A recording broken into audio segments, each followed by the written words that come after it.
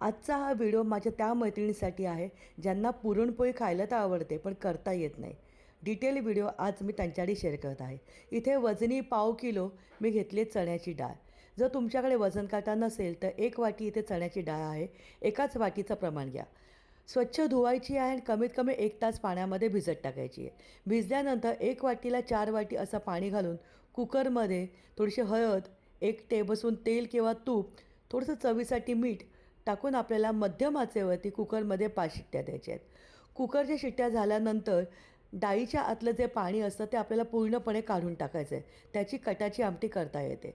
लक्षात घ्या, डाळ छानपैकी शिजणं खूप जास्त गरजेचं आहे. 5 मिनटानंतर हे पाणी सगळं निघून जातं चाळणीवरती. आता इथे आपण गूळ घेऊया. गूळ घेताना बारीक किसून किंवा त्याच्या बारीक कापून तुम्ही घेऊ शकतात. एका वाटीला 1 वाटी गूळ म्हणजे 1 वाटी चण्याच्या डाळीला 1 वाटी गूळ हे प्रमाण आहे. जर वजन काटा असेल तर 200 ग्रॅम इतकं मी गूळ घेतले. 1 टेबलस्पून म्हणजे 10 ग्रॅम इतकं मी साखर घातली आहे. साखर घातल्यामुळे जेव्हा आपण पुरणपोळी लाटतो ती अजिबात फाटत नाही. आता त्याच जाडबुडाच्या पातेल्यामध्ये मी घेतली आहे शिजलेली चण्याची डाळ आणि अशी आपल्याला छानपैकी ती घोटून घ्यायची आहे. पावभाजी घोटण्यासाठी जे मॅशर येतं त्याचाच वापर मी इथे केलेला आहे. म्हणजे पुरण यंत्रामध्ये तुम्हाला हे पुरण काढायची काहीच गरज नाही. पुरण हे मऊसूत होणं खूप जास्त गरजेचं आहे. तर पुरणपोळी लाटताना ती फाटत नाही. सगळी चण्याची डाळ घोटून घेतल्यानंतर त्यामध्ये गूळ घातले.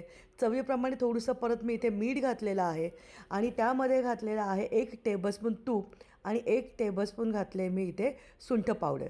सुंठ पावडर घातल्यामुळे चण्याची डाळ ही बाधत नाही. आता हे सगळं गरम असतानाच आपल्याला परत एकदा घोटून घ्यायचं आहे. आता हे जाड बुडाचं पातेलं असेल हे परत गॅसवरती ठेवायचं आहे. गॅस मध्यम ठेवायचं आहे.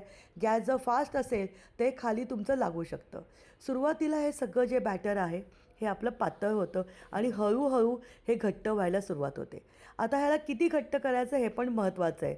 हा जो चमचा आहे किंवा जो तुम्ही चमचा वापरणार तो प्रत्येक ठिकाणी असं उभा करायचा आहे.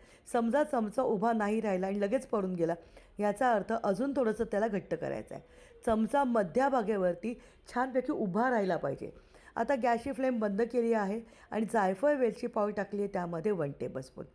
पुरण हे पूर्णपणे थंड करणंसुद्धा गरजेचं आहे. जिथपर्यंत पुरण थंड होते पीठ भिजूया. 1 वाटी चण्याच्या डाळीसाठी 1.5 वाटी मी इथे गव्हाचं पीठ घेतले. चांगलं चाळून घेतले. 1 वाटी घेतले पाणी, त्यामध्ये थोडीशी हळद आणि मीठ घातलेलं आहे. आता हे पाणी टाकत टाकत आपल्याला पीठ भिजवायचं आहे. इथे पीठ आपल्याला पुरीच्या पिठासारखं घट्टच भिजून घ्यायचं आहे. या पिठाला अजिबात तेल लावलेलं नाही आहे.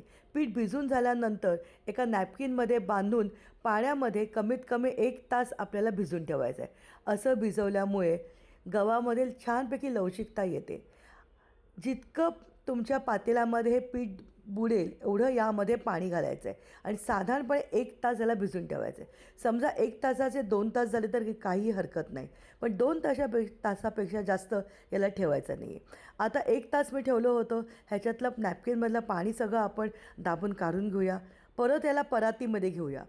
पीठ भिजवताना यामध्ये मी अजिबात तेल टाकलं नव्हतं. त्यामुळे इथे तेल टाकून परत आपल्याला छानपैकी मळून घ्यायचं आहे. मी साधारणपणे 3 ते 4 टेबलस्पून तेल टाकलं होतं आणि पीठ छानपैकी परत एकदा मऊसूत भिजून घेतलं होतं.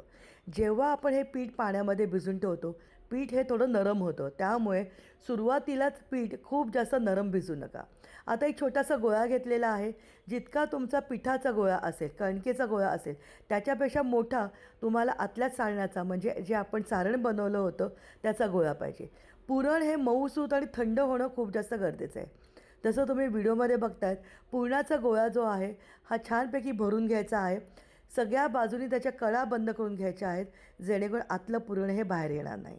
तुम्हाला हवं असेल तर जे पोळपाट असतं त्याच्यावरती तुम्ही नॅपकिन बांधूनसुद्धा पोळी लाटू शकतात. आता थोडंसं पिठामध्ये मी इथे कणिकच वापरलं होतं. त्याच्यामध्ये परत बुडून घेतले. आधी हाताने असं आपण जसे भाकरी थापतो तसं थोडंसं थापून घ्यायचं आहे म्हणजे पुरण हे सगळीकडे पसरतं आणि दोन्ही बाजूला उलटं सुलटं करून आपल्याला ही पोळी लाटून घ्यायची आहे.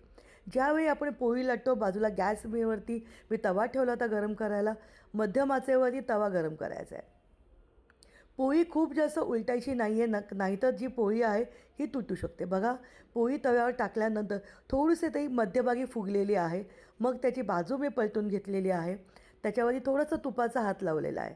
जिथपर्यंत आपली पोळी गॅसवरती होते दुसरी पोळी मी लगेच लाटून घेतली होती. जर तुम्हाला अशा पोळ्या लाटता येत असेल तर खूप जास्त वेळ जात नाही पुरणपोळी लाटण्यासाठी. एक बाजू झाल्यानंतरच बाजू आपल्याला पलटायची आहे. बघा किती मस्त टम्म फुगलेली आपली पुरणपोळी तयार झाली आहे. आता या बाजूने तूप लावून घ्यायचं आहे. तूप आवडत नसेल तर तुम्ही तेलसुद्धा लावू शकतात. एक साईड झाल्यानंतरच आपल्याला बाजू पलटायची आहे, लक्षात ठेवा. पुरणपोळी फक्त एका बाजूला झाल्यानंतर बाजू परतून परत दुसऱ्या बाजूला तूप लावायचं असतं. असं 2च वेळा ही पुरणपोळी आपल्याला गॅसवरती म्हणजे तव्यावरती वर-खाली करायची असते. अप्रतिम चवीच्या आपल्या पुरणपोळ्या तयार झाल्या आहेत. जर तुम्हाला आमच्या मराठी यूट्यूब चॅनल खाद्य जत्रेचे व्हिडिओ आवडत असतील, व्हिडिओला लाईक करा, शेअर करा आणि कमेंट करून नक्की सांगा तुम्हाला आजचा हा व्हिडिओ कसा झाला आहे. रूम टेम्परेचरवरती सहज 2 दिवस आपल्या या पोळ्या मऊसूत राहतात. थंड झाल्यानंतर एका डब्यामध्ये भरून ठेवणं गरजेचं आहे.